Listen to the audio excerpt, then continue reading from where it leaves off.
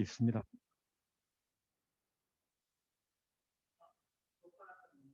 그렇습니까? 예. 그리고 이제 그 목표는 교회를 푸르게 가꾸고 세상을 아름답게 만드는 운동을 펼쳐가고 있습니다. 조직은 4인의 공동대표와 30인의 이사, 그중에는 이제 우리 정 목사님도 이사로 참여하고 계십니다.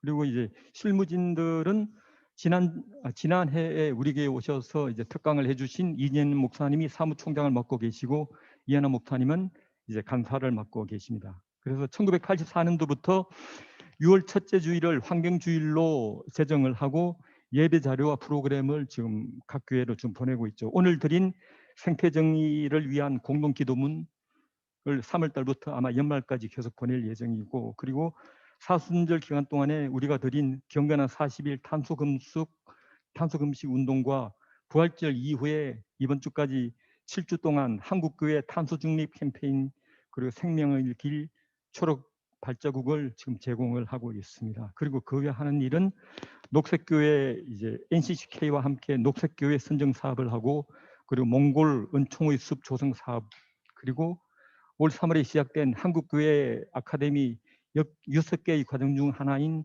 한국교회 생태정의 아카데미를 최초로 1기를 개강을 했습니다. 그리고 드디어 이제 3월 9일 날 기독교 기후위기 기독교 비상행동이 출범하는 모태가 되었습니다. 이상 간단하게 소개를 해드리겠습니다.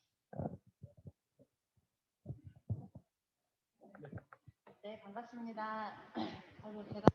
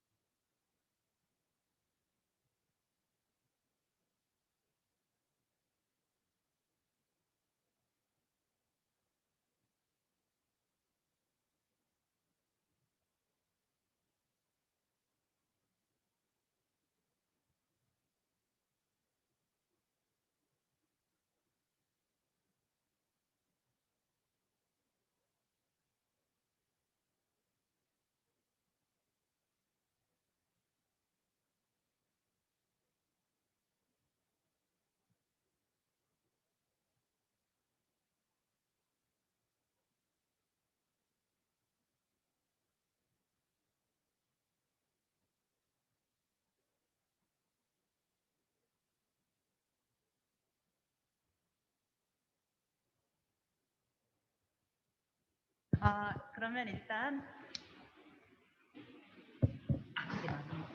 네, 오늘 제목은 기후위기 시대의 생태적 전환을 이루는 교회라는 제목을 잡아봤습니다. 오늘 아까 말씀의 주제와 좀 비슷한 맥락에서 했는데 사실 말씀의 주제를 오늘 이 강의를 염두에 두고 했습니다. 왜냐하면 우리가 무엇을 할 것인가라는 것을 할 때 예를 들면 이따가 나오겠지만 우리 7가지 그 캠페인 우리 서울조회교회가 쭉 그동안 그러니까 이게 해오셨잖아요. 근데 그런 이야기들을 하기에 앞서 그런 이야기들이 굉장히 좀 어떻게 보면은 어렵긴 하지만 실제로 이루기는 어렵긴 하지만 또 이 큰 문제 앞에서는 또 사소해 보이기도 하고 이런 문제들 사이에서 사실은 우리가 어떤 마음으로 이런 캠페인을 시작하면 좋을지 우리를 조금 물리고 그다음에 삶의 불편함을 감수하고 약간 어떤 그런 절제의 경건 이런 것들을 좀 연습하는 차원에서 우리가 이런 캠페인을 하고 한다라는 것을 좀 이야기 드리고 싶어서 오늘 실천 전환을 어떻게 이룰 것인가 이야기하기 전에 말씀에서 우리들의 어떤 그 신앙인으로서의 가져야 될 어떤 그런 것들 좀 준비해서 나눠보려고 이렇게 2가지 파트로 나눠봤습니다. 기후위기 시대 생태적 전환을 이루는 교회라는 제목인데요. 기후위기에 대해서는 다들 잘 알고 계실 거예요. 기후위기가 우리를 덮쳤고 그것은 예상보다 훨씬 일찍 도착했다. 네, 지금 여기 북극곰이 얼음 위에 올라가서 지금 가까스로 이렇게 하고 있는데 문제는 이 현실이 비단 북극곰만의 현실이 아니라 사실은 지금 이 한 조각 남은 얼음 위에 올라가 있는 게 우리의 모습이 아닌가라는 생각이 듭니다. 그래서 예전에는 북극곰 살리기 하면서 운동을 많이 했었지만 지금은 뭐 영국의 멸종저항 뭐 이런 단체들이 있는 것처럼 사실은 멸종위기에 몰린 것은 곰만이 아니라 인간도다라는 위기의식을 가지고 조금 있어야겠다 이런 생각이 들어서 요 사진을 준비했습니다. 보통 흔히 이렇게 이렇게 환경운동 하면서 지구를 구합시다, 뭐 또는 지구를 위하는 뭔가 이렇게 하잖아요. 근데 그러니까 문제는 기후위기가 닥쳐도 지구는 살아남을 거예요. 다만 그 위에 사는 우리가 문제인 거죠. 우리의 삶이 팍팍해지고 힘들어지고 가장 먼저 약한 사람들이 넘어지고 그리고 네. 더 힘들어지는 것은 이 위에 사는 생명, 특별히 인간이 아닐까 이런 생각이 들었습니다. 기후위기 문제는 두 가지 측면에서 우리에게 피부에 와닿고 있습니다. 하나는 실질적으로 사실은 기후변화나 이런 것들을 우리가 많이 목도하게 되죠. 2018년 사상 최악의 폭염, 우리 한국 홍천이 제일 더웠다 그러는데 41도. 네. 지금 홍천이 이제 사과재배지로 대구에서 홍천까지 사과재배지가 올라갔죠. 기온이 쭉 올라가고 있는데 예. 아마 요때가 그랬나 봐요. 연합뉴스가 발표한 요때가 아마 요게 이제 뭔가 이렇게 네. 뭐가 있었나 보죠. 그다음에 그러게요. 이거는 못 봤는데 41도만 봤어요. 네, 네.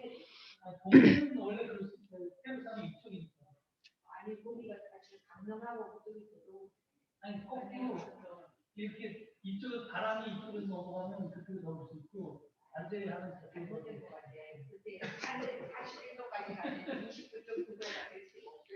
제가 연합뉴스에 물어보도록 하겠습니다.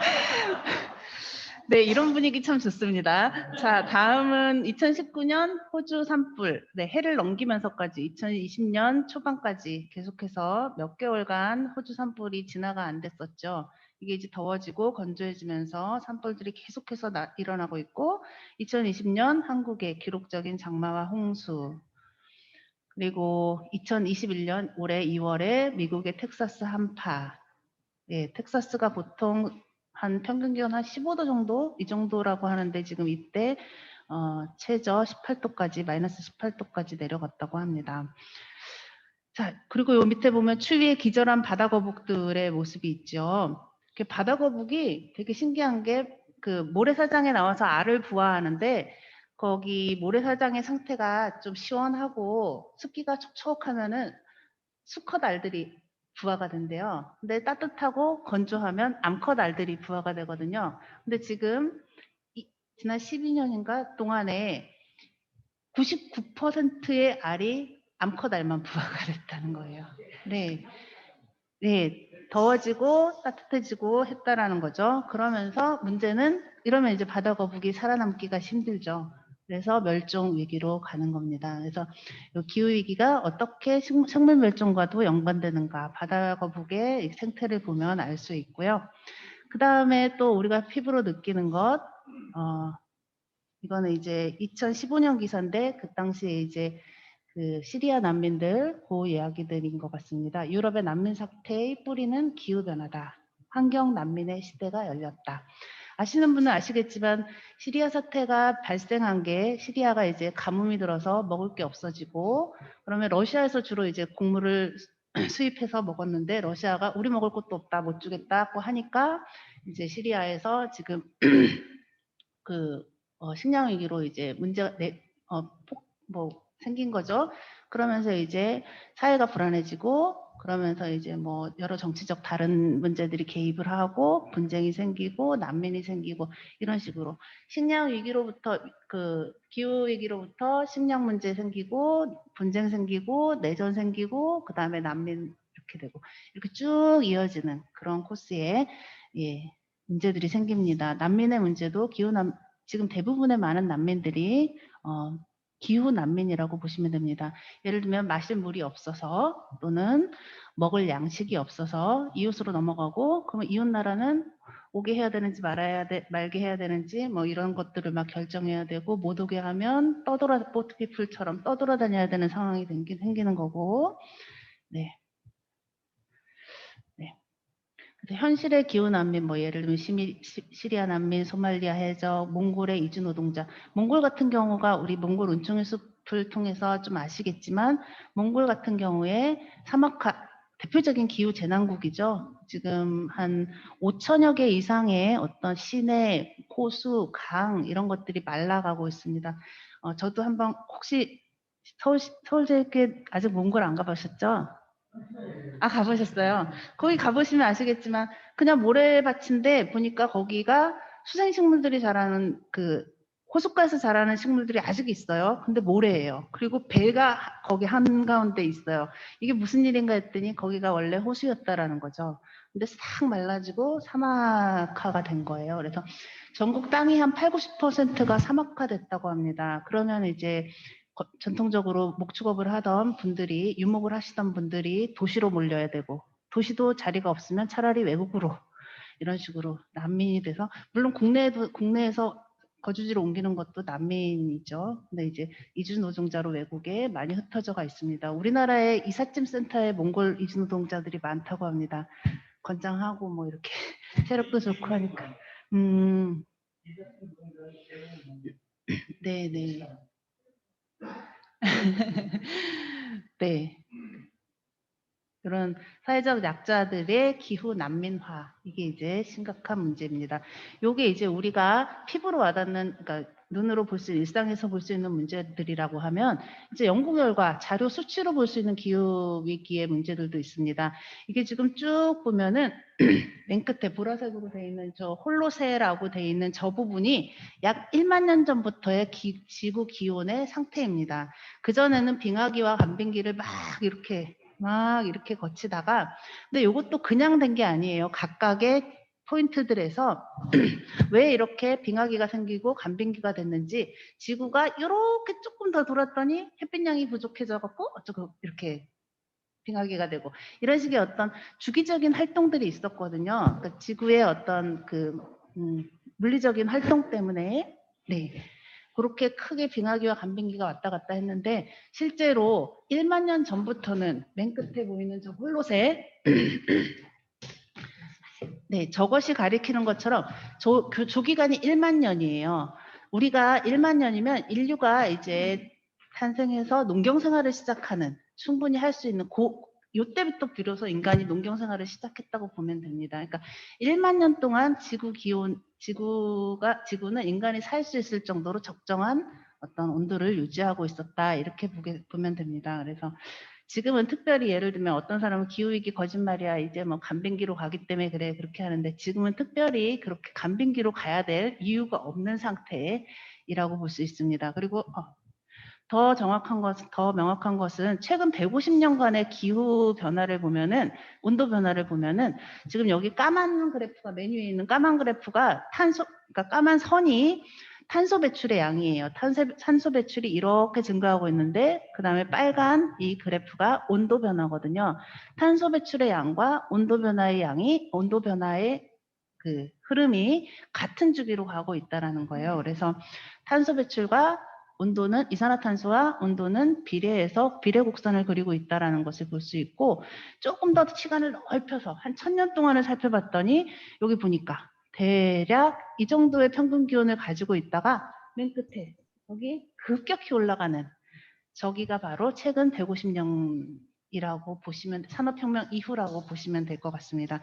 최근 100년 사이에 온도 변화가 매우 가파른 상승세를 보이고 있다. 예. 그래서 지금 현재 요게 이제 공기 중의 탄소량과 비례한다고 했을 때, 지금 현재 공기 중의 탄소 농도가 1990년에 보면은 350 ppm, 공기 중에 탄소가 얼만큼 들어있는가, 이 양을 이제 ppm 뭐 이런 식으로 측량을 하는데요.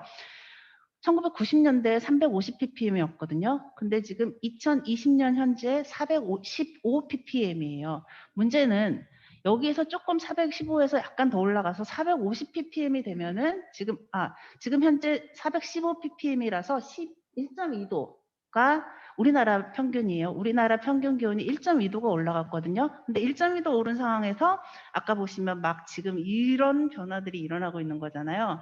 근데 415에서 450까지 갈 때까지는 얼마 안 남았습니다. 근데 450 ppm이 공기 중에 이제 그 정도의 이산화탄소 양이 생기면은 2도씨가 상승한다라는 거죠. 근데 문제는 2도씨 상승하고 나면은 다른 부수적인 문제들이 많이 생길 수도 있다라는 우려. 그러니까 들어보셨는지 모르지만 2도씨 정도 올라가면 이미 우리가 조절할 수 없는 티핑 포인트, 양이 꽉 차갖고 뻥 터져갖고 그 다음에는 이제 어떻게 할 수 없는 그 상황이 될지도 모른다라는 것을 이제 뭐 과학자들, 세계 과학자들 그리고 전문가들이 예상을 하면서 2도씨 오르면 안 됩니다. 1.5도씨로 잡읍시다. 이렇게 지금 결의를 하고 이렇게 하고 있는 거죠. 근데 1.5도씨로 지금 잡으려면 1990년대 수준으로 내려가야 된다는 거예요. 탄소 배출을 저 정도 수준으로 내려야 1.5도 온도 상승 안에서 온도 상승을 막을 수 있다. 이게 이제 그냥 과학적인 그 결과예요. 그래서 기후변화 문제는 문제를 종합해서 보면 기후변화의 속도가 엄청나고 있다. 엄청나다. 빠르다라는 거 하나. 기후 문제에 적응하고 대응하는 것이 우리가 한계가 있을 것이다. 지금 이 기후 위기의 문제를 둘러싼 그 문제점들입니다. 그리고 결국은 기후변화는 우리의 인간의 어떤 식량위기나 농업 생산성이나 감소나 이런 것들을 통해서 기후변화가 인간의 어떤 먹거리나 이런 것들을 위협할 것이다. 결국은 기후 난민과 기후 분쟁들이 발생한다. 전염병이 지속적으로 발병할 우려가 있다. 전염병과의 상관관계는 아까 목사님도 잠깐 언급해 주셨는데, 네, 믿고 있습니다. 이런 문제들을 안고 있고요. 조금 빨리 넘어갈게요.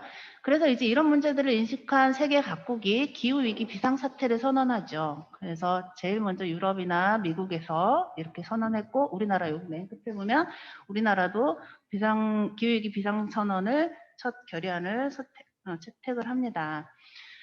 그래서 세계 국가들이 이제 그 기후위기 비상사태를 선언하고 이제 한 일들을 보면 2015년에 파리 기후협약을 맺습니다. 여기서 우리가 지구 온도를 2도씨 안에서 막아야 합니다. 이렇게 결정을 하거든요. 근데 더 보니까 이거 안 되겠어. 2도씨 갔다가는 우리가 조절할 수 없는 그런 상황이 될 수도 있다 해서 2018년 195개국 그 전문가들과 뭐 과학자들이 모여서 인천 송도에서 모여서 IPCC 특별 보고서라는 걸 냅니다. 그래서 안 됩니다. 1.5도씨 안에서 우리가 온도 상승을 어떻게든 막아야 합니다. 이렇게 했고 그거에 따라서 계획을 세웁니다. 그래서 각 국이 2030년까지 45%의 이산화탄소 전체 배출량의 45%를 줄이자 이렇게 이제 결정을 합니다. 그리고 2050년까지는 아예 탄소 배출이 공기 중에 우리가 배출하는 배출량이 없도록 하자 이겁니다. 그래서 최대한 배출하지 않고 그래도 생기는 게 있으면 그거는 예를 들면 과학적인 방법이나 아니면 나무를 심거나 이런 것들을 통해서 포집을 하자. 그래서 공기 중에 이산화탄소 양이 없어야 한다. 이렇게 이제 나름 국제적으로 약속을 맺습니다. 그래서 이제 각 국이 어떤 방식으로 이제 이산화탄소를 줄일 겁니까? 계획을 내십시오. 이렇게 하죠. 그래서 우리나라도 내긴 냈습니다. 모든 세계가 냈는데 이거를 2021년에 유엔에서 그 통계를 내봤더니 이대로 했다가는 2010년 대비 1% 감축에 불과하겠다. 지금 45%까지 감축해야 되는데 이대로 했다가는 2030년이 가도 1% 감축에 불과하다. 그래서 지금 유엔 사무총장 안토니오 구테르스라는 사람이 호소를 합니다. 다시 내십시오. 이 감축 계획서 이렇게 다시 내십시오. 이렇게 호소하고 2021년에 뭔가 기후행동의 해가 되어야 합니다. 뭐 이렇게 하죠. 그래서 얼마 전에 우리나라에서 지금 며칠 전에 피포지 그 정상회의가 열렸죠. 거기서 또 다시 이제 어떻게 우리가 이 이산화탄소 그 배출을 줄일 건가 뭐 이렇게 세계 각국의 또 정상들이 모여서 또 한 번 회의를 합니다. 이렇게 해서 요거는 이제 1.5도에 따라서 이산화탄소를 쭉 우리가 1.5도는 450 ppm 안에서 잡아야 된다고 하기 어렵죠. 잡아야 한다고 했는데 그 안에서 잡으려면 지금 우리가 쓸 수 있는 예산은 한 40기가톤밖에 없다. 이산화탄소 40기가톤 다 배출하고 나면 1.5도 올라가니까 그 40기가톤 안에서 써야 된다 이거예요. 그래서 1인당 만약에 그렇게 적게 쓰려면은 2030년까지 1인당 2.1톤 정도만 배출해야 된다 그랬는데 지금 1인당 이산화탄소 배출량이 한국은 12.54. 우리가 2.1톤을 한 사람당 2.1톤을 배출해야 되는데 지금 현재는 12.54. 그러면은 결국 한 5분의 1 이 정도의 양을 줄여야 된다라는 거예요. 우리 각자가 5분의 1 정도의 양을 이산화탄소 배출량을 줄여야 한다. 이런 결론이라고 볼 수 있습니다. 근데 문제는 우리나라는 아직 우리 아직 더 개발해야 돼. 우리 아직 조금 경제발전 조금 더 해야 돼. 선진국들에 비하면 우리가 아직 많이 늦었잖아. 이렇게 생각하시는데 우리나라가 사실은 그 이산화탄소 전체 배출량의 그 배출의 8위입니다. 8위. 세계의 배출량이 8위. 그러니까 요 작은 나라에서 배출되는 이산화탄소의 총량이 전 세계의 8위를 차지하고 있습니다. 근데 아까 2030년까지 어떻게 할 건가 계획서 내라고 했는데 그게 제대로 안 됐는지 우리나라 기후위기 대응 지수가 62국가 중에서 58위입니다. 그러니까 기후위기 대응이 되게 안 되고 있는 나라죠. 그래서 네, 요렇게. 그런데 문제는 맨 끝에 보시면 석탄화력 발전소를 지금 더 짓겠다고 하고 있습니다. 7기를 한국에, 그 다음에 나머지 3개를 외국에 더 짓겠다. 네.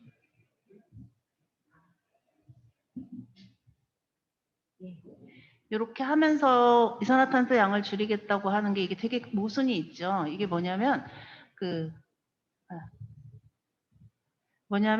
경제발전 포기할 수 없고 그 다음에 세계에서 이제 좀 유엔이나 뭐 이런 데서 내라고 하니까 그 절약 감축 계획을 내긴 내는데 이 둘 사이에서 왔다 갔다 하고 있는 거예요. 지금 이렇게 해서는 절대로 줄일 수 없는데 그냥 책임지지 않는 정책들을 계속 가지고 가고 있는 거죠. 되게 안타깝습니다. 문제는 그래서 결국 기후위기 대응할 것이냐, 경제성장의 신화를 계속해서 밀고 갈 것이냐. 이 사진 되게 재밌죠? 누가 이렇게 딱 만들어가지고 제가 딱 가지고 왔습니다.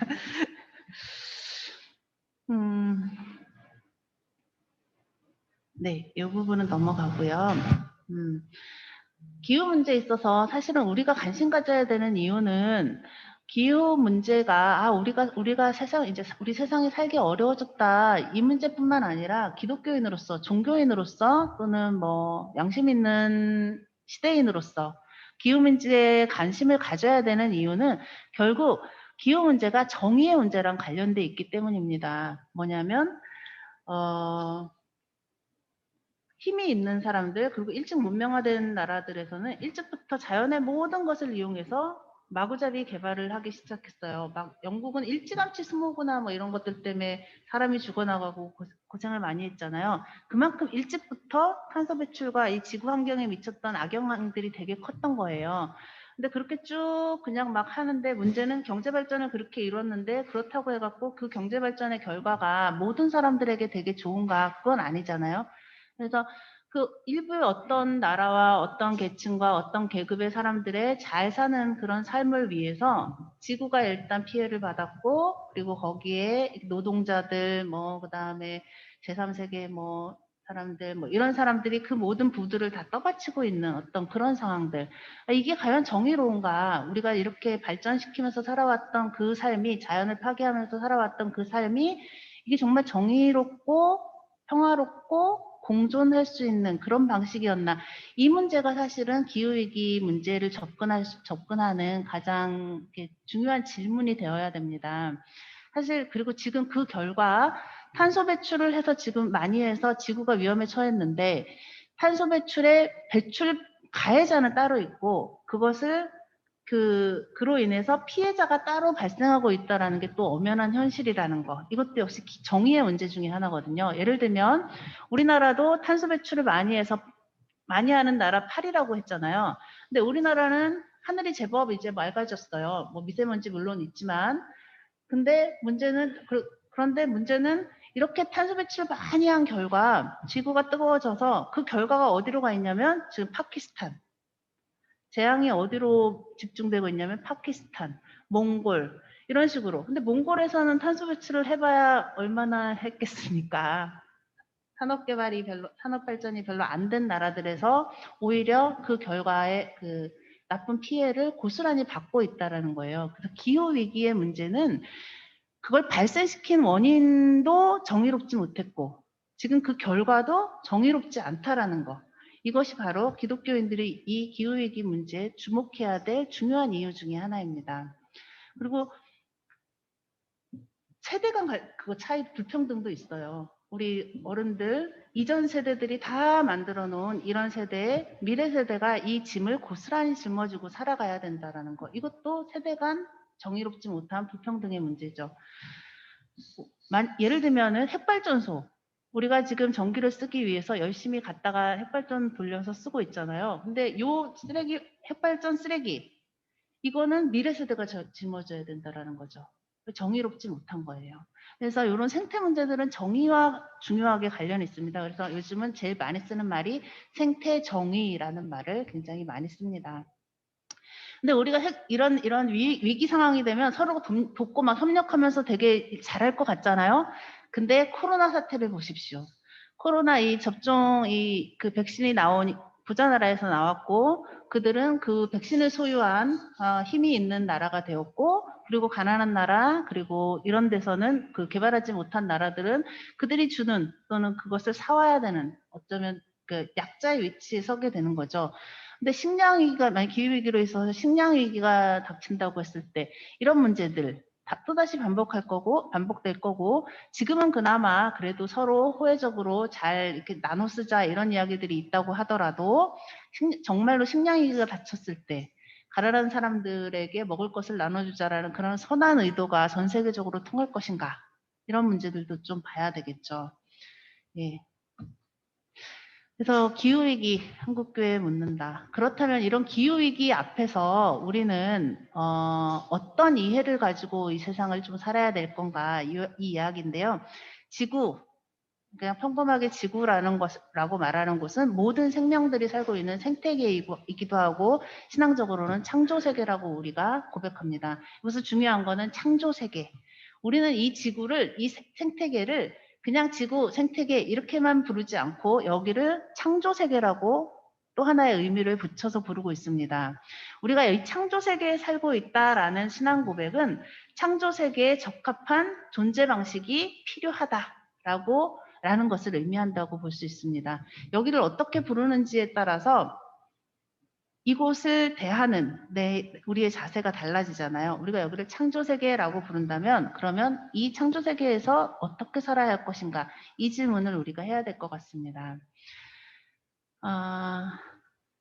지금의 우리의 존재 방식이라고 되어 있는데요. 지금 우리는 굉장히 자기중심적인 삶을 살아왔습니다. 창조세계의 지배자가 인간이고 그리고 그 인간은 모든 것을 개발해서 경제를 살려야 되고 개발 성장을 촉구하고 있으며 경쟁 억압 그리고 이 성장을 위해서 경쟁하고 그다음에 어떤 건 억압하고 어떤 건 지배하고 이런 식으로 하면서 지금 모든 그리고 무한 생산과 소비의 어떤 그 반복 패턴을 통해서 지금의 이 세계를 구축해 왔다고 볼 수 있습니다. 그래서 이걸 이제 형상화하면은 이런 식의 피라미드 형식이 되어 있는 거죠. 모든 만물 위에 지배하고 있는 인간.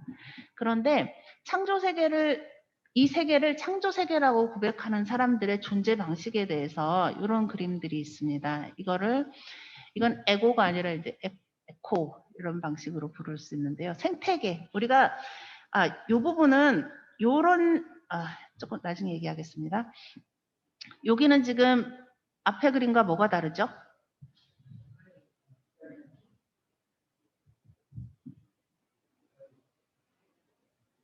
예, 너무 쉬운 질문이라서.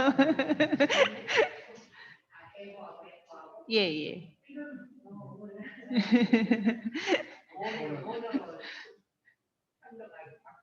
그렇죠. 여기는 지배 구조가 있고, 여기는 그냥, 네. 중요한 거는 여기에서는 인간이 맨 꼭대기에 있고, 여기는 인간이 그냥 그 중에 하나로 존재하고 있다라는 거예요. 창조 세계에 일부분으로 존재하고 있다. 이렇게 보시면 됩니다. 그리고 이런 어떤 존재 방식을 안에서는 생명의 어떤 다양성을 지향하는 존재 방식, 공간과 협력과 관계 존재 방식, 그리고 우리가 생태적 이 생태 구조 안에서 우리들의 역할이라는 게 무한하지 않다. 내가 모든 것을 다 할 수 있는 것이 아니다. 우리는 이 안에서 공존하고 협력하면서 살 뿐이다라고 하는 생태적 자기 한계에 대한 인식, 이런 것들이 이제 요 창조 세계라고 고백하는 이 세계를 살아가는 그리스도인의 생활 방식이어야 한다. 이런 이야기들을 이제 하려고 요 사진들을 준비했는데요. 그러면서도 또 이런 질문이 있어요. 여기서 이제 그냥 제가 한 가지 드는 건데, 그동안은 우리가 이렇게 살면서 굉장히 좀 불이한, 불평등한 삶의 구조들을 만들어 왔는데, 이렇게 살면 그러면 나는 이제 이 세계에 대한 책임이 없나? 그냥 n분의 1이니까, 그들 중에 하나니까 나는 이제 책임이 없나? 어떻게 생각하세요? 그동안은 이렇게 살아놓고, 그래놓고 모든 걸 다 해놓고, 지금은 이렇게 자기를 규정하고, 나는 이 중에 하나니까 나는 이제 책임 없어 하면서 물러나면서 그렇게 사는 건 또 옳은가?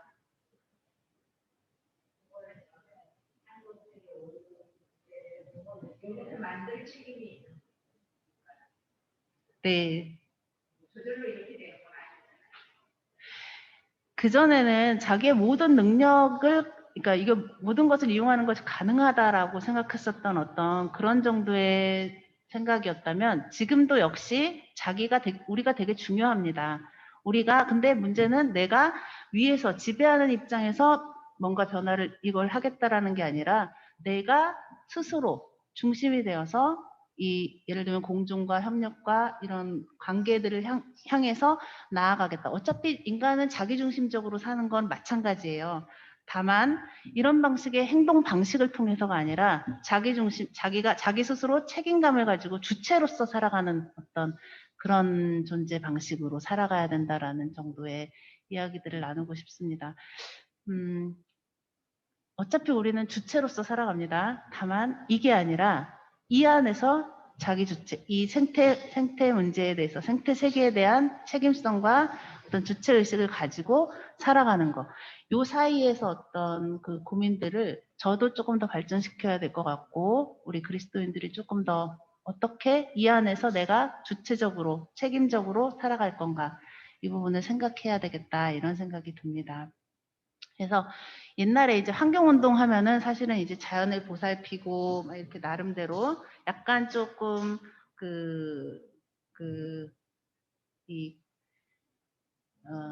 중심과 주변의 개념이 있었다고 본다면, 인간이 중심이 돼서 모든 거를 다른 동식물들을 다 환경으로 만들어 버렸잖아요. 그런 어떤 의미가 있다면, 지금 요즘은 환경이라는 말보다 생태운동, 생태라는 말을 더 많이 쓰거든요. 생태는 나서 살아가는 형태 자체가 생태예요. 그래서 자연스럽게 있는 모든 모든 생명들을 그 존재 자체로 인정하고, 거기에 너 있고 여기에 나 있다. 이런 것들을 인정하면서 이렇게 평등한 구조로 이해하는 거, 이거를 이제 생태적 이해라고 할 수 있는데요.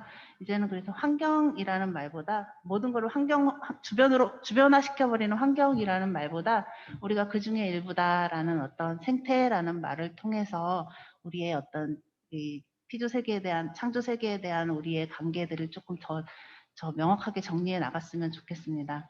그래서 생태적 전환, 인간 중심에서 생명 중심으로, 성장 중심에서 관계 중심으로, 창조 세계의 운전성 회복, 요게 이제 생태적 전환의 어떤 핵심 키워드가 되어야 할 것이다. 이런 이야기들을 하고 있는 거고요. 이제부터 잠깐 이제 제가 지금 얼만큼 했죠?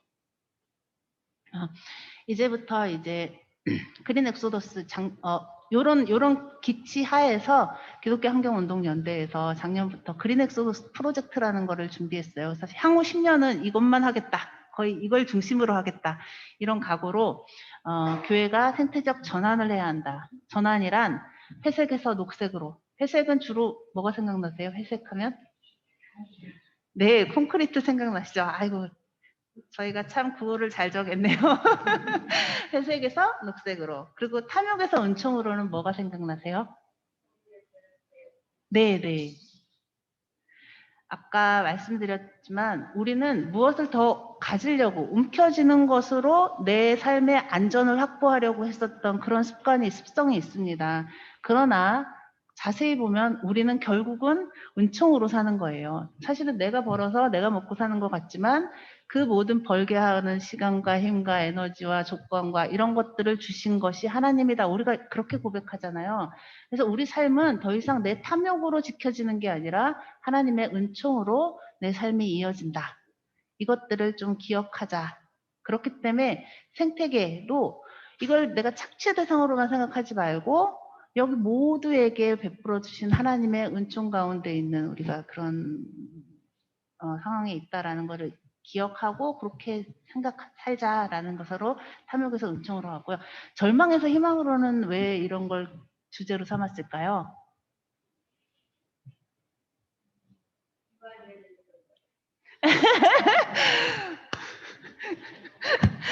네, 절망에서 희망으로는 요즘 사실은 보이지 않게 기후 우울증이라는 것을 앓고 계시는 분들도 많이 있습니다. 뭐냐면 날씨, 그 다음에 공기 이런 것들이 우리 신체에 미치는 영향들도 되게 크고 사실 꽃을 보면 기분이 좋잖아요.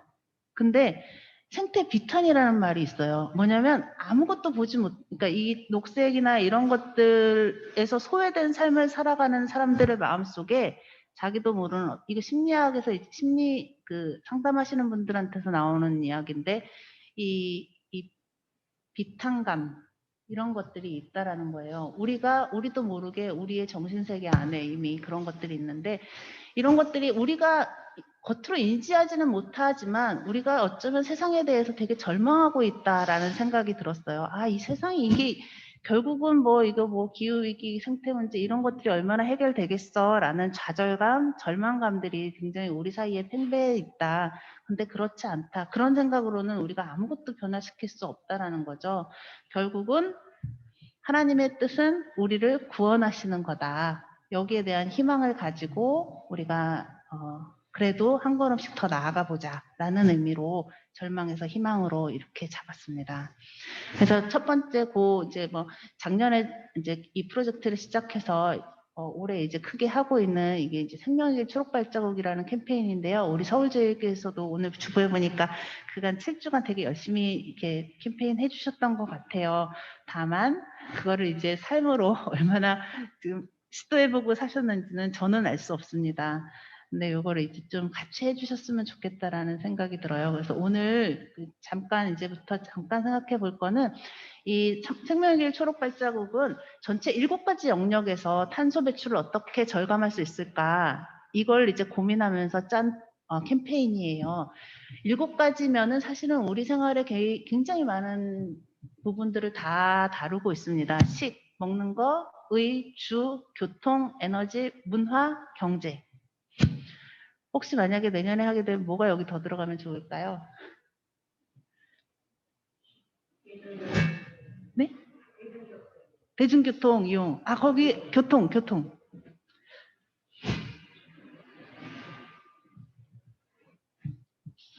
혹시 생각나시는 게 있으면 기완연으로 연락 주시면 좋겠습니다.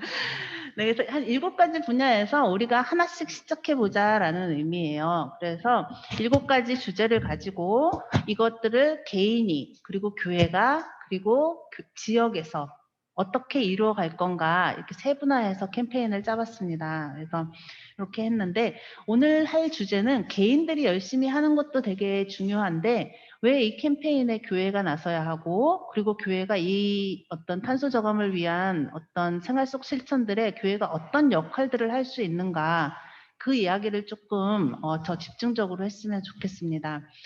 여기 보시면은 기후미식이라는 말이 있어요.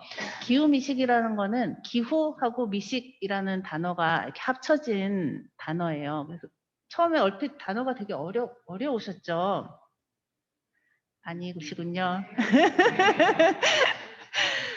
이게 사실은 독일에서 제일 먼저 나온 게 아닐까 싶은데 기후미식 주간 이런 식으로 해갖고 캠페인을 했더라고요. 그래서 그걸 이제 그러니까 한국의 기자가 보고 이 말을 가져왔고 이 말이 이제 슬슬 조금 사용되기 시작하는 말이에요. 그래서 아마 아직은 낯선 단어이긴 할 텐데 보통 미식하면 어떤 게 떠오르세요?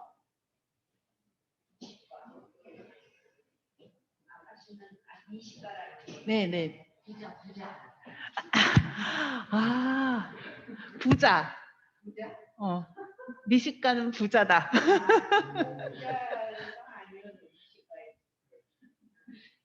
부자가 아니어도 미식가일 수 있다. 그리고 뭐 일단은 맛있는 거, 그죠? 뭐 또는 근데 저는 사실은 맛있는 음식에 그래도 여기 시간과 돈과 정성을 들여서 찾아다니는 뭐 그런 뭐 방송 같은 데도 뭐 미식, 수요 미식회가 뭐 그런 거 있잖아요. 그래서 먹는 게 굉장히 TV를 장악하고 있다고 봐요. 저는 그래서 요런 말씀, 저도 요런 이미지가 있거든요. 그래서 저한테 떠올랐던 건 뭐냐면 미식하면은 까다롭다. 이런 게 떠올랐어요. 뭐냐면 먹는 걸 그냥 먹지 않아요. 배고프니까 막 먹는 그런 사람은 미식가일 수 없어요. 까다롭게 골라 먹더라고요. 그래서 까다롭다라는 느낌이 들었는데 바로 기후미식도 마찬가지로 우리가 까다롭게 좀 먹어보자 이런 말이에요. 까다롭게 그러나 미식이니까 건강하게 이렇게 먹자라는 의미인데요.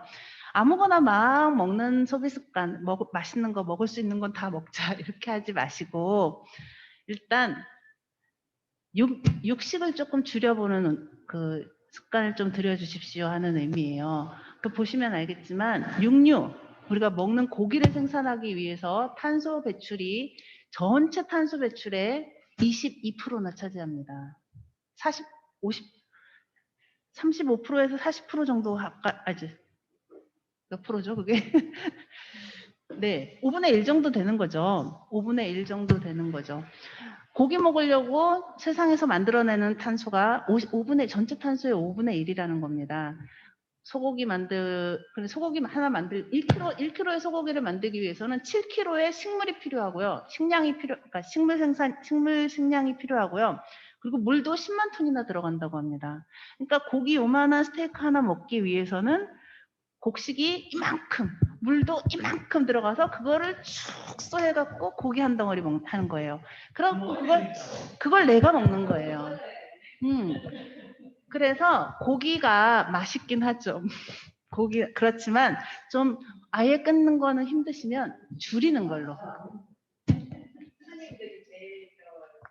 그래서 저희가 운동을 하는데 불교 환경운동연대하고도 같이 일을 여러 번 하거든요. 근데 거기에서 본인들이 얼마나 자랑스러워 하시는지 몰라요.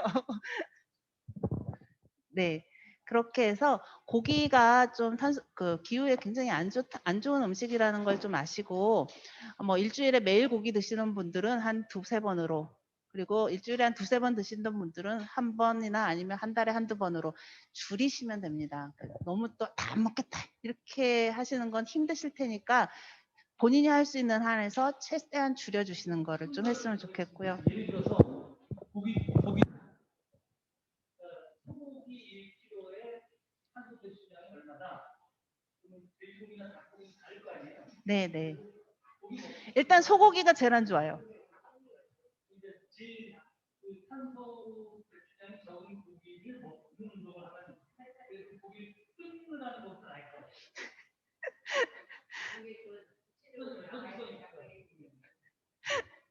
네, 다음에는 이거를 이제 또 구체적으로 할게요.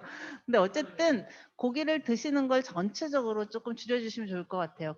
탄소 배출에도 문제지만 사실은 요즘 동물권과 관련해 갖고도 우리가 남의 생명, 이게 뭐냐면 동물들을 그냥 자연스럽게 나고 자란 거는 우리가 자연스럽게 사실은 모든 생태계 먹이사슬이 있잖아요. 괜찮아요. 드실 수 있어요. 근데 지금 문제는 인간이 먹기 위해서 공장식 축산을 하고 있다라는 거예요. 먹기 위해서 생명을 길러낸다라는 거. 그리고 잔인하게 죽이고 문제 생기면 파묻고 이런 식으로 하고 있다라는 거는 이 생명권에 관련해서도 굉장히 좀 심각한 문제가 있으니 고기를 조금 줄이고 예, 그렇게 하시면 좋을 것 같고요.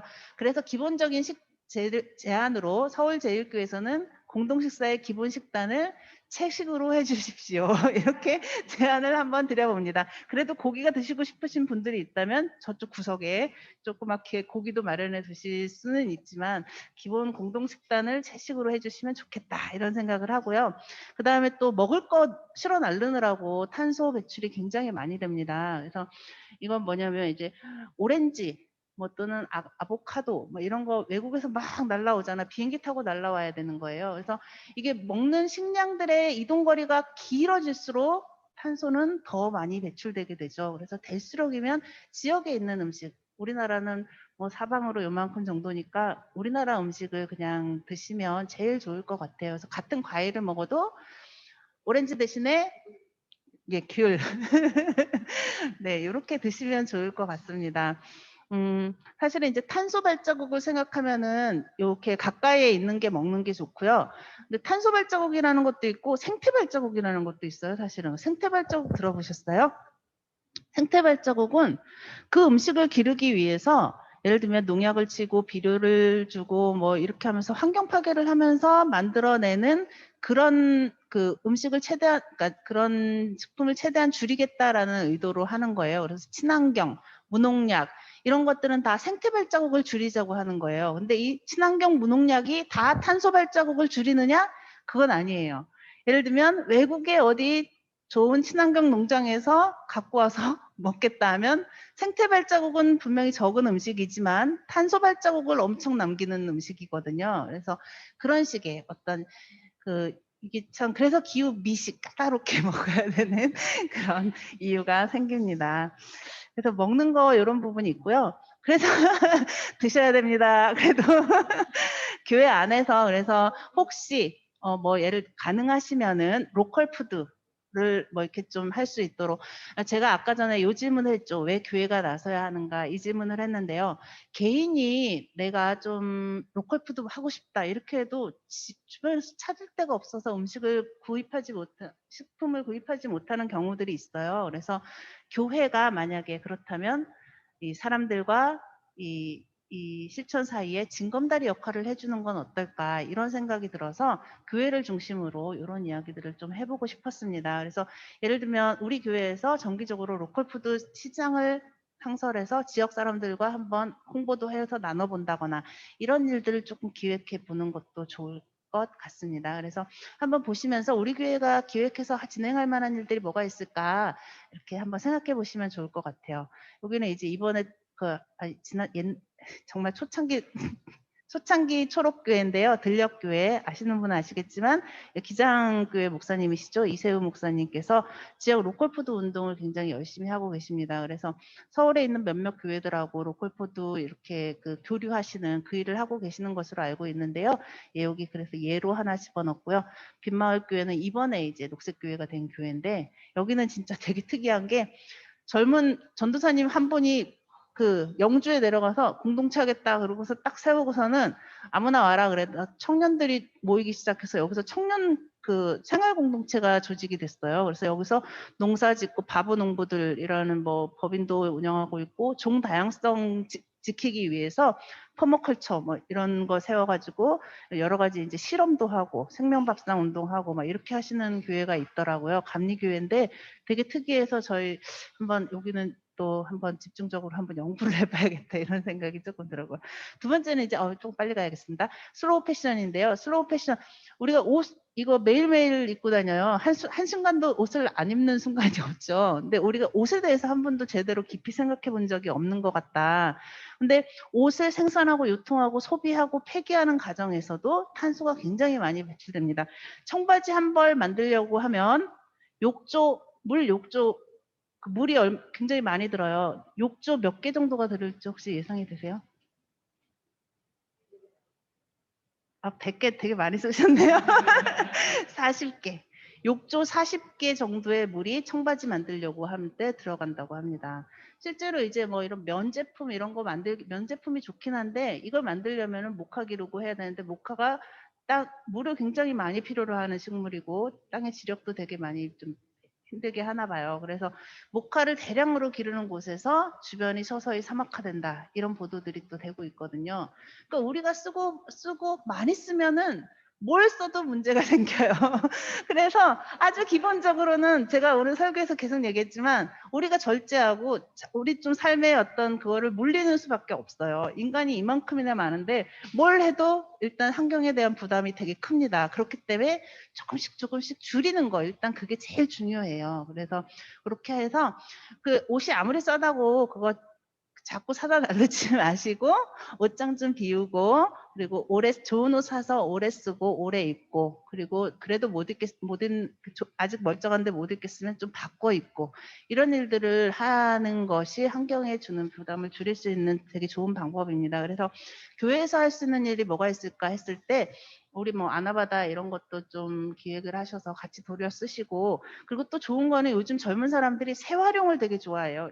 업사이클링 하는 거 되게 좋아해요. 그래서 의외로 그냥 어른들은 절약 정신에서 하실지 몰라도 이 젊은 사람들은 또 거기 이게 업사이클링 한 게 되게 가치 있게 느껴지나 봐요. 그래서 그런 것들을 찾아서 다니는 친구들도 되게 많이 있거든요. 그래서 예를 들면 뭐 청바지 같은 거 아니면 거 잘 그거 수선해서 뭐 가방을 만든다거나 뭐 다른 클럽 뭐 백을 만든다거나 가방이나 백이나 그렇게 할 수 있는 방법들이 있거든요. 그래서 요런 것들을 교회가 중재가 돼가지고 재활용을 예를 공방은 못하더라도 뭔가 아이디어가 있다거나 이렇게 했을 때 한 번씩 뭐 재활용 아이디어 경연대회 뭐 이런 식으로 해갖고 좀 이 재밌는 어떤 내가 안 쓰는 물건들을 갖고 와서 어떻게 다시 바꿔 쓸 건가 이거를 아이디어도 좀 모으고 실제로 한번 해보기도 하고 하는 것들은 교회에서 이렇게 친교나 재미로도 할 수 있는 일인 것 같고 그러기 위해서 주변에서 그러면서 이제 주변에 좀 지역하고 좀 같이 할 수 있는 일들을 찾으면 어떨까 싶어요. 그래서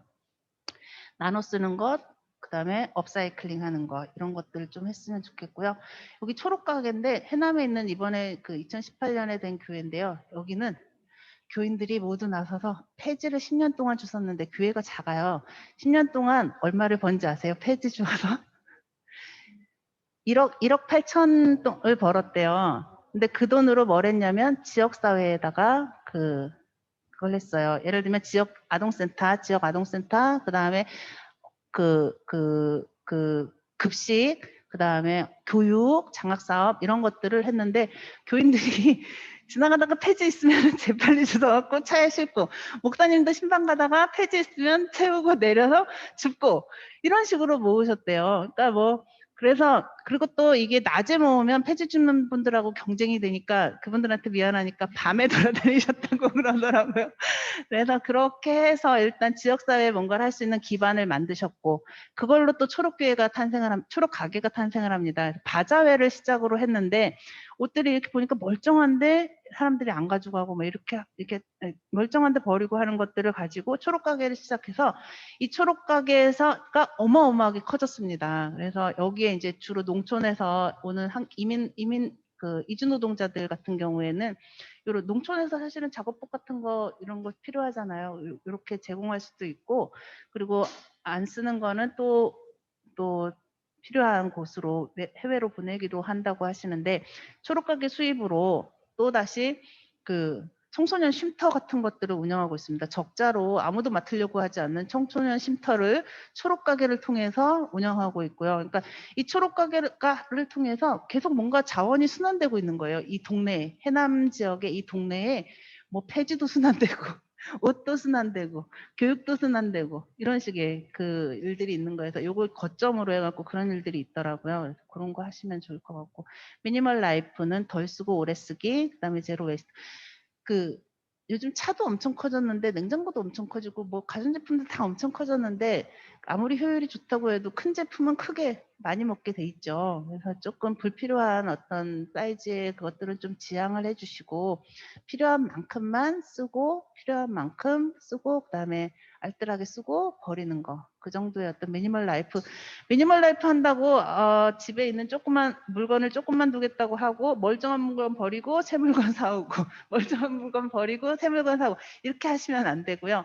있는 거 최대한 아껴서 이렇게 사용하시면 좋을 좋을 것 같아요. 근데 이 부분에 있어서도 교회가 할 수 있는 일이 있을 것 같아요. 저 같은 경우만 해도 이거 예를 들면은 비누나 샴푸나 세제나 이런 것들 한번 쓰고 나면 통이 막 플라스틱 통이 이만큼씩 나오는데 이거를 이렇게 하고 싶지 않은데 어떻게 해야 되나 주변을 아무리 살펴봐도 방법이 없어요. 근데 최근에 다리 놓는 교회라는 초록교회가 있는 녹색교회가 있는데 여기에서 지금 제로 웨이스트 샵을 운영하고 있습니다. 교회 한 귀퉁이에 이렇게 그 세제나 아니면 비누나 뭐 이런 어떤 친환경 용품들 이런 것들을 놓고 교회는 일주일마다 사람들이 드나드는 곳이잖아요. 그러니까 교인들이 드나들면서 우리 이번에 그 비누 떨어졌어 이렇게 하면서 가서 샴푸 받아오고 그다음에 뭐 떨어졌어. 그래서 최소한 교우들은 이용할 수 있는 거예요. 이 제로 웨이스트 샵이. 그래서 그렇게 활용을 하고 그러면 지나가다가 이제 우리 주변에서 그 지역에서 교회 안 다니는 사람들이라고 할지라도 제로 웨이스트의 삶을 실천하고 싶으신 분들이 있잖아요. 근데 내 주변에 아무리 봐도 어디 갈 만한 데가 없는데 교회에서 그걸 하고 있으면 같이 좀 참여할 수 있도록 그 길을 열어주는 것. 지역과 교회가 이 지역과 이 실천 사이의 길을 만들어주는 것. 이 교량 역할을 좀 해주셨으면 하는 게 저희의 어떤 운동의 또한 소망이기도 합니다. 그래서 괜찮으시면은 이런 공부를 좀 하셔서 모이셔서 우리 환경부 있으니까 모이셔서 한번 소박하게 시작하셔도 돼요. 화장품도 사실은 화장품도 제로웨스트 샵에서 다루기도 하는데 화장품 같은 경우에는 이제 민감한 거라서 그 뭐 자격증도 필요하다고 하더라고요. 그러니까 아마 그게 수준이 다 다를 거예요. 아마 작게 시작하는데 뭐 비누나 이런 것들은 어디나 취급할 수 있고 그다음에 또 뭐 좀 어떤 공부가 필요한 단계가 있고 그런데 만약에 우리가 하고 싶다고 한다면 어느 정도 수준에서 예를 들면 최소한 우리 교인들은 돌아가면서 쓸 수 있게 하자 또는 뭐 이렇게 단계를 좀 정하셔서 하시면 좋을 것 같아요. 필요하시면 교환연으로 연락 주시면 좋습니다. 그 다음에 녹색교통, 예, 자전거 이용을 확대하고 공공교통 확대하자라는 게 이제 요거 그거고요. 마찬가지로 교회에서 그러면 이 공공교통과 자전거를 사용하는 거를 좀 늘리기 위해서 어떤 일들을 할 수 있을까를 조금 고민하면 좋을 것 같아요. 뭐 여기에서는 지금 자전거 주차대나 수리함을 좀 설치해 줍시다. 그러면 동네 사람들이 편하게 와서 좀 사용할 수 있는 방법을 좀 찾아봅시다. 그리고 뭐 자동차 없는 날, 주일날 이제 자동차 없는 날 우리 서울제일교회는 주차장이 없지요? 있긴 있어요. 근데 주차장이 다 안 차잖아요. 그죠? 네. 주일날 뭐 매주가 힘들면 어쩌다 한 번이라도 뭐 차 없는 날을 한번 해봅시다. 이게 한 번 안 타는 게 무슨 의미가 있겠나 이런 생각이 드실 수 있잖아요. 근데 한 번 안 타는 경험이 중요합니다. 그래서 우리가 없이 사는 경험을 한번 해보면 그 다음에 또 할 수 있는 용기가 또 생기고 요령이 생기고 방법이 생기거든요. 그래서 에휴 뭐 그까짓 거 한 달에 한 번 자동차 없는 날 이게 뭐가 중요해? 그게 뭐가 큰 의미가 있겠어? 아니죠. 그런 것들이 바로 우리의 의식과 우리의 생활 습관과 이런 것들을 바꿀 수 있는 기초가 되거든요. 그래서 이런 걸 좀 해주시면 좋을 것 같아요. 여기 새생명교회, 그러니까 울산에서 태화강 심리 대숲 살리기 운동을 1991년부터 해서요. 지금 태화강 생태공원이 있는데 그게 바로 새생명교회가 주도해서 만들어낸 결과입니다. 이번에 근데 코로나 때 이 생태공원에서 막 밤에 술 먹고 밤늦게까지만 쓰레기 엄청 버리고 갔다고 뉴스에 나온 게 있는데, 네, 그거는 이제 이 태화강이 그만큼 사람들이 찾아갈 만한 곳이 되어서 그렇게 됐다. 뭐 이렇게 생각하시면 될 것 같은데요. 아무튼 여기 새생명교회가 이런 운동들을 하고 있습니다. 걷기 뭐 이런 할 수 있는 그다음에 그린 에너지 이 부분에 대해서는 우리 서울제일교회가 또 단연 또 열심히 잘 하시는 교회 중에 하나죠. 오늘 주보 보고 놀랐는데 아마 항상 거기 생산 전력량을 또 쓰시고 그게 또 어떤 효과가 있는지 그런 것들을 쓰시는 것 같더라고요. 그래서 되게 좋고요. 네. 될수록이면 재생 가능 에너지를 좀 사용할 수 있도록 하고 냉난방, 온도 뭐 이런 거 건물의 어떤 효율성을 높이는 그런 운동들을 좀 진행하려고 하고요. 그래서 예. 이 부분은 요런 서울제일교회의 사례나 이런 것들을 좀 밖으로 많이 알려내서 하시면 좋을 것 같고 서울제일교회가 그 햇빛 발전소를 통해서 조금 괜찮으시면 여력이 있으시면 다른 교회가 할 수 있도록 도와주시는 것도 이 운동을 할 수 있는, 전개할 수 있는 방법입니다. 작거나 여력이 없는, 재정적 없는 어떤 그런 교회 또는 노하우가 없는 교회를 좀 도와주시는 방법도 이 운동에 참여할 수 있는 또 하나의 방법이 되지 않을까, 이런 생각이 듭니다. 이번에 되게 놀랐는데 서울제일교회랑 그다음에 빈들 공동체 감리교회, 거기가 그 태양광을 되게 잘 하고 있는 교회인데, 광주 계림교회라고 녹색교회가 이번에 새로 2021년에 됐는데요. 여기에서 생산되는 전력이 100kW라고 합니다. 이거 전부 다 지금 꼭대기 이거 전부 다 태양광을 아예 건축할 때부터 그렇게 세우셨더라고요. 그래서 위에 보니까 이 태양광 그 받치고 있는 기둥 자체가 클래스가 달라요. 막 이만한 그냥 딱 뭐가 돼도 이렇게 할 수 있게 건축을 아예 그렇게 하셨고, 여기는 또 빗물 저장소 뭐 이런 거 만드셔갖고 그걸로 이제 그 식물들 정원 가꾸고 뭐 이런 것들을 하고 아예 그냥 굉장히 조직적으로 그 건물에 그걸 하셨더라고요. 그리고 장기적인 꿈은 지금 여기가 사실은 약간 좀 뭐라고 표현해야 되나, 경제적으로 좀 낙후된 지역의 어떤 이고 그런 데였는데, 지금 아파트들이 주변에 막 들어서고 있거든요. 아파트에 둘러싸였어요. 근데 장기적으로는 이 교회 주변을 숲으로 만들고 싶다, 이런 계획을 가지고 계시더라고요. 그래서 예, 아무튼 여기는 교회가 지역사회 안에서 이렇게 모습으로 또 어떤 거를 할 수 있을까, 이렇게 고민하는 교회 중에 하나고요. 그다음에 녹색 서재라는 말도 쉽지는 않으셨죠. 예, 녹색 서재라는 것은 그 문화생활을 이야기하는 거예요. 우리가 그냥 뭐 이것저것 실천하는 게 중요하긴 하지만 어떤 마인드로, 어떤 이유로 이런 것들을 해나가는지 좀 계속해서 알아가야 된다라는 거. 이 생태와 이런 것들은 공부하고 그다음에 익숙해져야 되는 문제라는 것들을 좀 말하고 싶었는데요. 이 데이터, 요즘 이것만 많이들 보고 살잖아요. 우리가 여기에다가 저장하고. 근데 이것도 다 탄소예요. 뭐냐면 여기에 들어가는 전기만이 문제가 아니라 여기에 들어가는 이 뭐 칩, 저장, 뭐라 그러지? 네, 메모리, 이런 것들이 전부 다 굉장히 많은 농축된 어떤 이것들을 만들어내기 위한 탄소들이 엄청 들어가는 거예요. 그래서 제가 잘못 들었다고 생각하는데, 누구는 컴퓨터 메모리칩 하나 만드는 게 자동차 만드는 만큼의 탄소량이 들어간다고 그렇게 이야기를 들었어요. 그래서 노트북 하나도 그냥 뭐 이렇게 새거 나왔다고 바꾸고 막 이런 식으로 하지 말아라, 이렇게 생각을 했는데, 이거는 제가 조금 더 알아봐야겠지만 어쨌든 굉장히 많은 탄소가 들어가고 있고요. 그리고 또 저장을 해야 되니까 우리가 데이터들이 되게 많은데 그 저장할 수 있는 뭐 네이버든 뭐 구글이든 다 저장 장소들을 갖고 있거든요. 그거를 운영하고 관리하는데도 상당히 좀 탄소가 많이 배출되고 들어가고 있습니다. 그래서 텔레비 틀어놓고 텔레비전 틀어놓고 이거 보잖아요.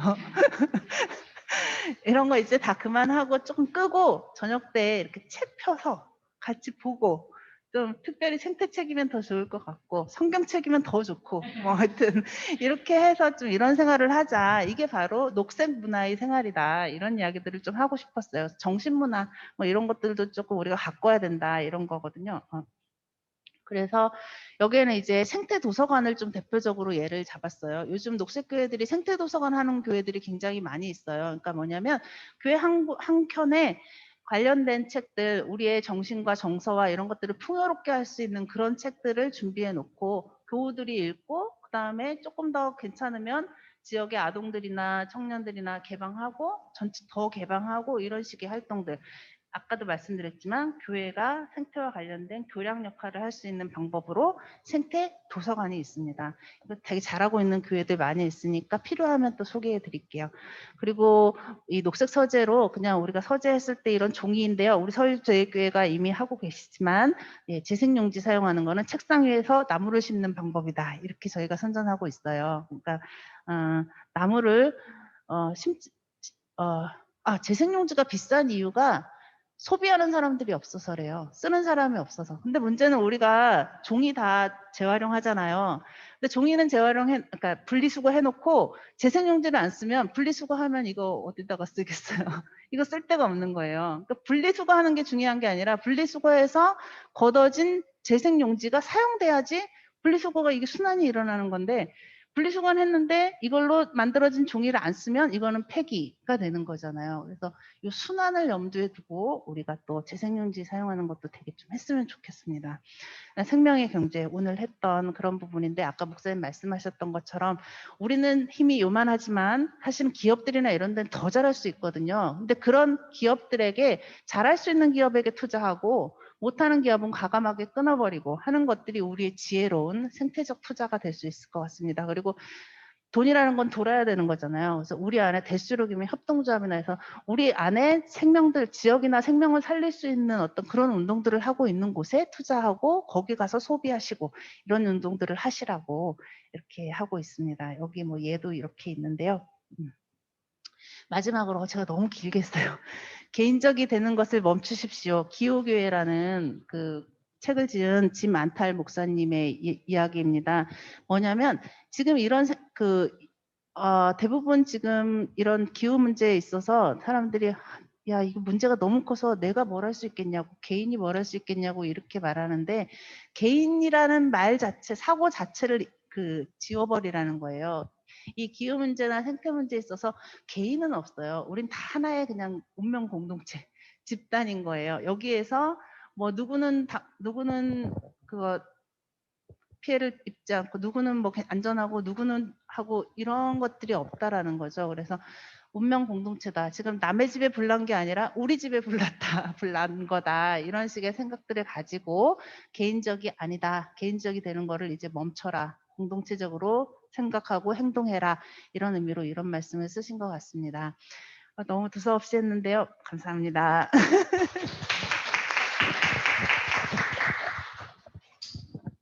정말 목사님께서 수년 동안 그 생태정의 운동과 기환령 활동을 하면서 수년 동안 축적된 노하우를 그 설교와 강의 시간에 불과 1시간 반 동안 이렇게 모든 것을 저에게 전달해 주셔서 정말 감사드립니다. 다시 한번 큰 박수로. 원래 시간이 너무 빨리 끝나서 질문을 못하게 되면 이제 강사에 대한 예의가 아닐 것 같아서 질문 준비를 좀 많이 했는데 시간이 좀 많이 지금 지난 것 같습니다. 혹시 이것으로 좀 부족해서 꼭 좀 의문사항이 있다고 하시는 질문하실 분 있으면 좀 질문 좀 해주십시오.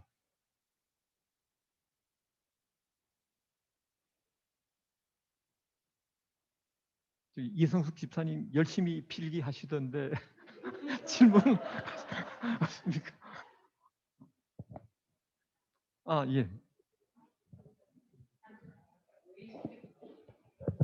제로 웨이스트 샵이 이제 가서 샴푸하고 이제 뭐 이용을 하고 있거든요. 성산동에 있는 뭐 알맹이라는 데 가서 어제도 가서 했는데 생각보다 되게 까다롭고 뭐 섞이면 화학 반응이 일어난다고 뭐 어쩌고저쩌고 하고 또 이렇게 재보니까 생각보다 굉장히 비싸요. 샴푸 2가지 했는데 2만 원이 넘더라고요. 하나는 뭐 리터당 뭐 1,800원, 하나 3,000원인데 왜 그렇게 비싼 건지 그 유통이 어떻게 되는 거예요? 혹시 우리 교회에 설치를 많이 한다 그러면 왜 그렇게 비싼 건지 좀 아세요? 아까 그게 일단 유통이 어려워서 그래요. 아까 재생지 사용 그러니까 이 재생지가 비싼 것과 비슷한 이유긴 한데요. 아마 이게 이제 조금 더 전체적으로 대중화되면은 아마 조금 가격이 당연히 내려갈 수 있겠죠. 근데 알맹상점 같은 경우에는 어쨌든 이득을 남겨야 거기가 운영이 되는 거잖아요. 그래서 저는 교회에서 했으면 좋겠다라는 생각을 하는데 교회는 그거를 뭔가 가게로 운영해서 이득을 남기겠다라는 생각에서 조금은 더 자유롭지 않을까 이런 생각이 들어서 운동 차원에서 좀 이걸 해주셨으면 좋겠어요.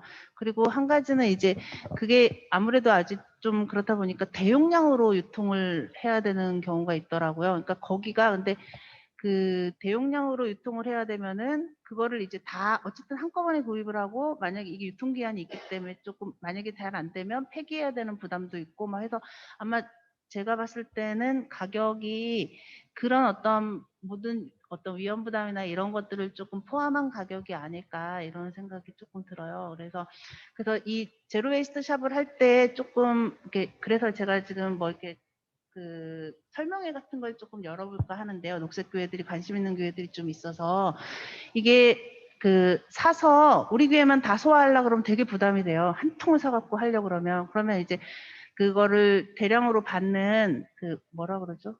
도매 상점에서 그거를 가지고 와서 우리 교회들이 좀 나눠서 이렇게 할 수 있는 그런 어떤 협동조합처럼 그런 식으로 뭔가를 하나 만들어서 운영을 해도 좋겠더라고요. 그래서 좀 예.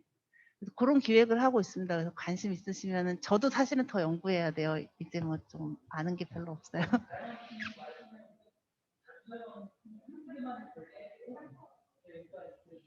주방세제 또 용기 때문에 그런 거 아니에요? 네네. 용기 재사용을 하기 위해서 우리가 하는 거니까 또 저기 뭐야 우리가 맨날 정당원만 제가 사왔던 상품 이따만 통으로 하나 가져와가지고 다 걸어가면 될 거 아니에요. 그러니까 그런 식으로 우리가 공중으로 많이 사용하는 제품을 한두 개 정도 선택해서 그걸 가지고 각자 이제 용기를 걸어가면서 그냥 이게 만약에 만 원을 주고 자기가 자발적으로 본다 이렇게 돈을 놓고 그런 식으로 해야지 가능하지. 그렇지 않으면 그게 영업 방식으로 하게 되면 너무 손이 많이 가고 그럴 것 같습니다. 우리는 이제 수요 조사하는 게 필요하고 있죠. 우리가 공통적으로 용기를 가장 많이 사용하는 것들이 이제 여러 개 있을 텐데, 뭐 샴푸도 있을 테고 세제, 주방 세제하고 그다음에 그 세탁기 쓰는 그 세탁 세제 그 정도만 해도 될 것 같은데. 막상 이제 시작하시면 품목 막 늘어나실 거예요. 아니, 그렇게 욕심을 하면 안 돼. 아니, 질문한 게, 제가, 우리는 코미디도 생각해야 되니까 걱정인데, 북한은 자신은 석탄 품목도 수출해서 먹고 사는 나라인데, 석탄 가져서 해야 된다고 우리가 주장을 하는데, 북한의 지금 천연자원 석탄을 악화하게 하는 게 지구를 위해서 좋은 일입니까? 어떻게 하면 좋을까요? 뭐? 우리가 그래서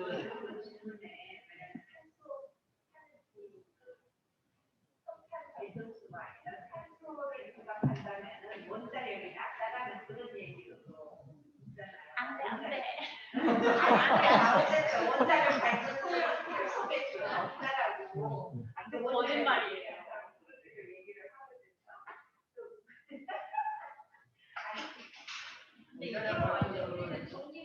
전기 사용을 전기 일단 줄여야죠. 원자력 발전소를 전기기에서 석탄 화력 발전소를 더 많이 줄여야 되는 원인이 있는데. 아니 그거는 탄소 배출 때문에 지구 전체가 그것도 아니 그러니까 원자력 발전소도 석탄 화력 발전소가 있어야 그게 문제는 거예요. 아니 그럼요. 원자력 발전소가 지금 고거 생산할 땐 뭐 안 들어가는 것 같은데 그거 생산을 위한 채굴, 그다음에 폐기 이런 모든 과정에 다 전기가 들어가야 되고 탄소 배출이 돼야 되는 거예요. 그래서 원자력 발전소 하나가 지금은 뭔가 생산하는 것 같지만 그 생산한 전기나 전력, 에너지를 결국은 지가 자기 거 없애기 위해서 결국은 다 쓴다고 봐도 자기의 어떤 쓰레기나 이런 것들을 없애기 위해서 다 쓴다고 봐도 무방할 것 같아요. 그리고 이게 언제까지 갈지 모르는 거고, 그리고 가장 큰 거는 위험은 똑같습니다. 그리고 또 하나는 이게 다 경제 논리예요. 뭐냐면 아무것도 줄이지 않고 지금 있는 상태를 유지하려고 그러면 요게 뭐가 뭐를 써야 되고 뭐를 안 써야 되고 이런 식으로 막 계산을 하거든요.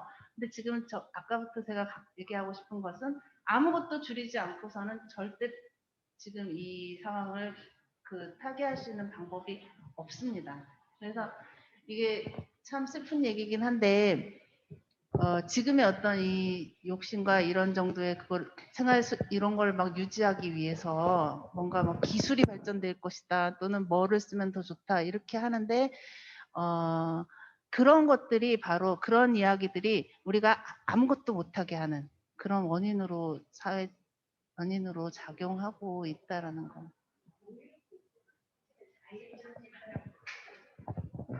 저희 같은 경우에는 뭐 생전 시켜서도 안 먹고 집에서 다 해 먹고 사실은 젊은 사람들을 보다는 탄소 배출을 좀 적게 하면서 산다고 볼 수가 있는데 여기 이거는 교육이 진짜 중요한 것 같아요. 그러니까 젊은이들을 위한 교육을 해야 될 것 같아요. 학교에서 아이들한테 교육해야 되는데 우리가 뭐 그 성 문제도 성인지 뭐 성감수성 얘기했듯이 이게 이제 이 뭐 생태 감수성, 생태 교육에 조금 더 신경을 노인들 교육할 게 아니라 정말 잘하는 아이들하고 젊은이들을 교육하는데 더 좀 관심을 많이 쓰셔야 되지 않은가 방법도 생각하고 그러니까 뭐 학교 가서 학교하고 연계해서 교육을 한다든가 그게 정말 중요한 것 같아요.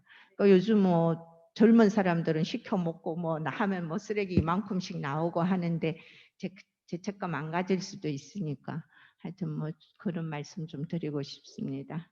네, 맞습니다. 교육과 함께 동시에 우리 어른들 절약하고 막 이런 어른들의 이런 생활 습관이 옳았다. 그것이 맞다라고 정말 칭찬해드리고 싶고 그거를 조금 더 이렇게 드러내야 될 것 같아요. 그동안 젊은 사람들은 아우 우리 엄마 너무 막 뭐라고 해야 되나 그렇게 하지만 사실은 그 방법 그 삶이 맞다. 그렇게 가야 된다. 이렇게 이야기를 좀 할 수 있는 것도 중요할 것 같아요.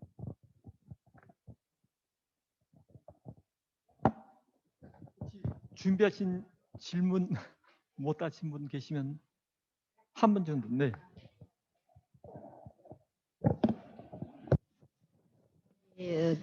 기환년에서 지금 탈핵이랑 그 운동도 많이 하시지만 사실은 그 생태 보존 운동을 같이 하시는데 그 중에서 제일 중요한 게 생태 보존에서 산림, 천연 자연림을 훼손시키지 않고 그들을 보존하는 것에 대해서 굉장히 운동을 중점적으로 하시는 것도 알고 있는데 제가 사는 동네에 지금 천연 자연림이 파괴될 위기에 놓여서 그 운동을 하고 있어요. 동네 주민들이. 근데 그게 민간에서 하는 게 아니고 사실은 관 주도로 그게 공공연하게 이루어지고 있어요. 그래서 이게 개인들이 나서서 그 운동을 해도 이게 싸워서 이길 힘이 없는 거예요. 그래서 그거를 기관에서 어떻게 대처를 하시고 저희들은 어떻게 그걸 막아내야 되는지 진짜 아깝거든요. 그 너무너무 좋은 산인데 제가 매일 운동도 가고 하는데 그게 다 천연 자연림이에요. 그거를 뭐를 위해서 거기를 훼손하려고 하냐? 아파트를 짓기 위해서. 네. 그래서 지금 사실은 집이 모자라는 것도 넘쳐나면서도 사실은 살 주거 공간을 위해서 우리가 숨 쉬어야 될 그 나무를 잘라내고 산을 없앤다는 게 이게 안 맞거든요. 그래서 그걸 기환연에서 어떻게 공식적으로 운동을 하시고 계시는지 그게 참 궁금합니다.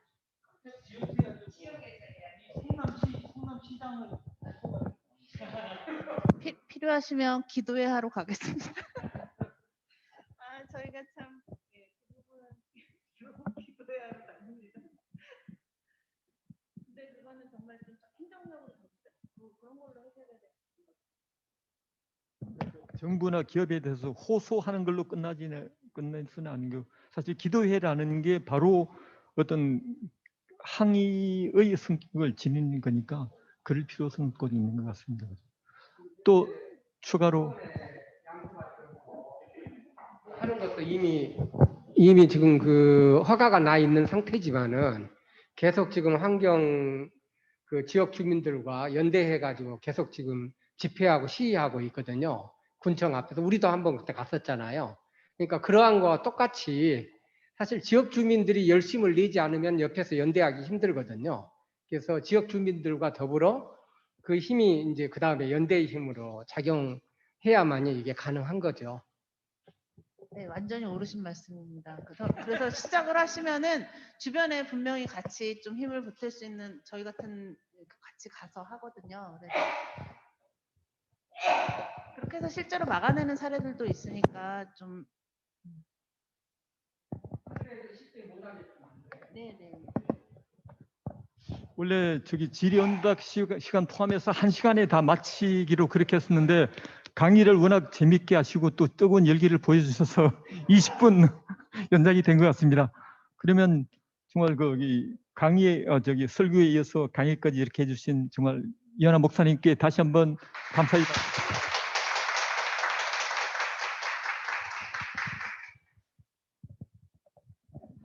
감사합니다.